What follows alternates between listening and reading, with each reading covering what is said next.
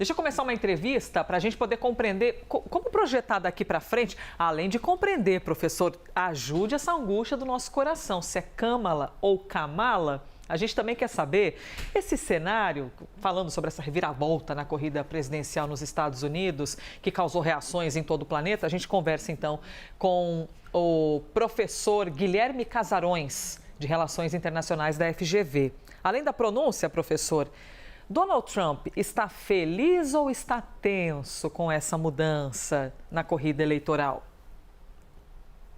Boa tarde, Elisa. Boa tarde a todo mundo que está nos assistindo. Mesmo nos Estados Unidos, existe uma dúvida a respeito da pronúncia do nome da agora mais provável candidata democrata à presidência norte-americana. Se é Kamala ou Kamala, e isso varia de lugar para lugar, de pessoa para pessoa. Eu costumo falar Kamala Harris mesmo, que eu acho que é o jeito mais confortável de falar. Mas isso, enfim, não gera nenhum tipo de problema. Os Estados Unidos têm aí uma trajetória de presidentes com sobrenomes difíceis, com nomes difíceis, então isso os americanos certamente vão tirar de letra. O Trump, ele me parece meio ansioso por essa mudança, né, ou com essa mudança na candidatura do Partido Democrata. Biden era um alvo muito fácil, o desempenho do Biden no debate com Trump no dia 27 de junho foi realmente desastroso. Então, eu diria que para o Trump e para a candidatura republicana mais amplamente, era interessante manter a candidatura do Biden justamente pela debilidade e pela própria estratégia de ataque que já tinha sido desenvolvida pela campanha republicana até então. Essa nova mudança, esse fato novo que surge agora na campanha democrata, ele é muito importante justamente porque ele vira a página. Então, a gente para de falar do atentado à vida contra o Trump, a gente para de falar do discurso do Trump na Convenção Nacional que aconteceu alguns dias atrás, e agora a gente passa a falar de outras coisas, né? Lembrando que a Kamala não é a candidata ainda, né? Ainda que ela tenha muito apoio dentro do Partido Democrata, a gente já viu, inclusive, o próprio presidente Biden mudando a sua imagem das redes sociais para Kamala 2024, então já aparentemente está se tentando formar um consenso dentro do partido a respeito do nome dela.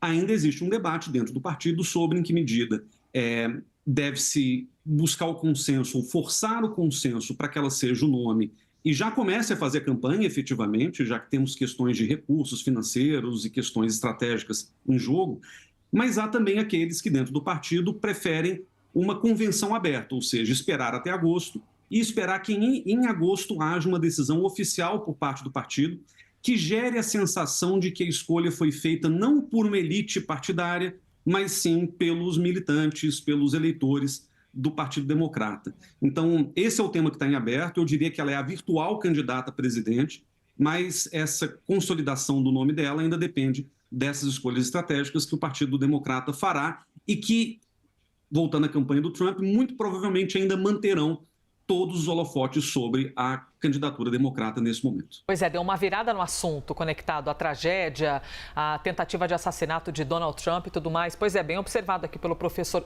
Américo Martins. Agosto do freguês, Kamala ou Kamala, viu? Fique à vontade, meu querido. E, por favor, vem aqui para a conversa com o professor. Olá, professor, muito bom dia, muito obrigado pelo seu tempo, sempre importante a gente aqui esclarecer vários pontos dessa que é a eleição mais importante que nós vamos ver neste final de ano. Professor, o senhor fez uma observação importante, a necessidade, ou pelo menos o que seria mais positivo, seria o Partido Democrata fazer de fato algum tipo de disputa interno para, inclusive, manter a discussão no noticiário, manter o foco no Partido Democrata e também dar esse verniz aí de maior legitimidade para a Kamala Harris. Mas esses processos são perigosos. A gente tem, por exemplo, o senador independente Joe Manchin, que era do Partido Democrata, ameaçando voltar ao partido, ele querendo ser candidato, até o Robert Kennedy Jr. Em que medida correria um risco muito grande o Partido Democrata numa espécie de convenção ou na própria convenção das várias facções entrarem numa espécie de guerra entre eles, o que acabaria completamente com qualquer alternativa para eles derrotarem o Donald Trump? Existe esse risco, de fato? Américo, é um prazer estar aqui contigo também. Eu diria que o risco maior é a gente ficar prolongando esse fogo amigo e essa lavação de roupa suja que a gente viu acontecer no Partido Democrata desde o debate do dia 27 de junho, em que a grande discussão dentro do partido tem sido se o Biden se manteria na candidatura ou não. Então, a gente viu muitas fraturas acontecerem dentro do partido ao longo desses últimos dias, das últimas semanas, o que já representa um desgaste muito grande, porque, ao mesmo tempo, o Trump está lá defendendo uma ideia de união do partido, defendendo o Partido Republicano coeso em torno do seu nome, e os democratas brigando internamente. Mas veja que esses dois nomes que você mencionou são candidatos que saíram do Partido Democrata em algum momento e que se apresentam como independentes, ou seja, eu acho que eles têm muito pouca influência sobre o resultado final de uma eventual convenção.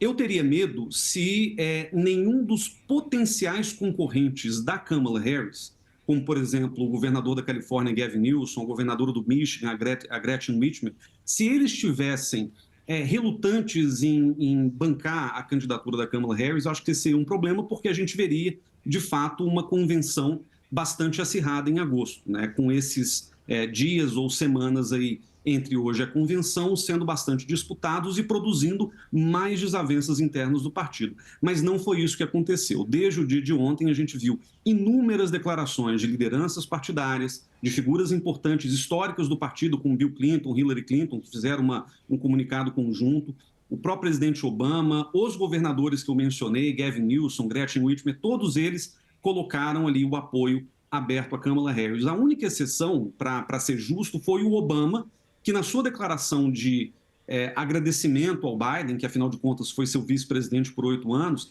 ele fala que estamos em direção a águas desconhecidas, né? Ele faz um comentário mais geral, sem dar o endosso específico a Kamala Harris. E aí as especulações na imprensa americana têm sido não de que Biden não tenha simpatia pela Harris. Seria, claro, um problema se um ex-presidente democrata, com a importância até moral que o Obama tem, não a referendasse. Mas a sensação que os analistas americanos têm aventado é de que tanto Nancy Pelosi, que foi presidente da Câmara por muito tempo, quanto o próprio Obama, eles querem evitar a sensação de que a Câmara está sendo imposta como um nome de cima para baixo, porque isso geraria um problema junto à base democrata.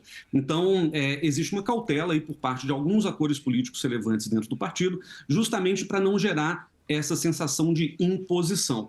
Agora, mesmo hoje, se tudo permanecer como está e a gente esperar até a convenção de agosto, que seria um tempo precioso perdido, né, de campanha para os democratas, eu acho que a Kamala Harris não teria dificuldade de vencer uma eventual primária, né, uma prévia do partido, se ela eventualmente acontecesse. Então, mais provável é que a campanha já comece a andar, até porque há recursos, inclusive houve um pico de doações entre ontem e hoje, justamente em função desse fato novo que aconteceu no partido. Então é possível que a campanha agora já continue como uma campanha relativamente organizada, já dada como certa a nomeação da Kamala Harris, e ela espere agosto só para consagrar o seu nome junto às estruturas do partido, junto à militância do partido, para dar justamente essa aura, esse verniz de legitimidade. Professor, eu quero trazer aqui uma matéria, nessa tela dividida aqui, nossa, para fazer-te uma pergunta. Trump fez doações a campanhas de Kamala Harris para a Procuradora-Geral da Califórnia e também já realizou doações para a campanha eleitoral de governador democrata. O que isso aqui, por exemplo, porque agora começa aquela pancadaria de acusações, de levantar isso, um querendo dar uma minada na campanha do outro. O que isso pode fazer? Algum tipo de barulho, tem até uma foto circulando por aí do cheque, da doação que Trump fez de fato para a Kamala enquanto ela era a Procuradora-Geral da Califórnia. O senhor avalia que a campanha de Kamala, caso seja oficializada, pode usar isso também a favor ou isso fica por conta da internet? Eu acho que isso vai ficar por conta da internet pelo fato de que, a essa altura do campeonato, Elisa, nada cola no Trump.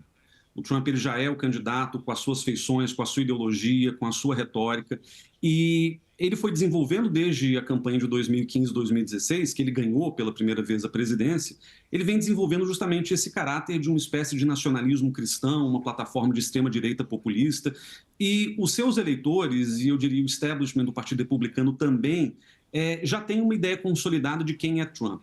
Veja, nem mesmo 34 condenações em tribunais de Nova York foram capazes de minar a legitimidade do Trump junto aos seus eleitores. Não é uma doação a Kamala Harris, numa época em que o Trump pode até dizer que era mais simpático à causa democrata, que era mais progressista ou coisa do tipo. Eu acho que isso tem uma capacidade mínima de afetar os rumos da eleição ou a disposição do eleitor trumpista de votar no Trump.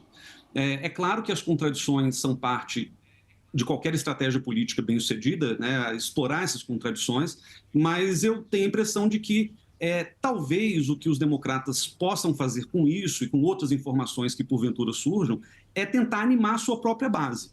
Mas dificilmente isso vai ser usado contra o Trump para tirar voto do Trump. O eleitor republicano que não é trumpista, claro, ele tem que ser convencido de votar no Partido Democrata, de não votar no Independente, como o caso do Robert Kennedy, mas esse eleitor ele pode ser convencido por propostas propositivas, efetivamente. Eu acho difícil que esse eleitor médio que está ali ainda na dúvida, se vota nos republicanos ou vota nos democratas, eu duvido que ele vá ser contaminado por esse tipo de estratégia. A ideia é mais trazer políticas ou propostas, plataformas que possam atrair, vamos dizer, esse eleitor mais moderado, que não se identifica nem com Trump, nem necessariamente com o Partido Republicano e que possa ser capturado pelos democratas, principalmente naqueles estados que são os estados-chave, pêndulo, né, para a eleição desse ano, como Pensilvânia, Wisconsin, Michigan, Nevada e Arizona. Muito bem, Guilherme Casarões, professor de Relações Internacionais da FGV. Obrigada, por compartilhar um pouquinho da sua aula de sala de aula com a gente aqui na CNN Brasil. Obrigada por todas as informações e conhecimento. Bom dia, boa semana.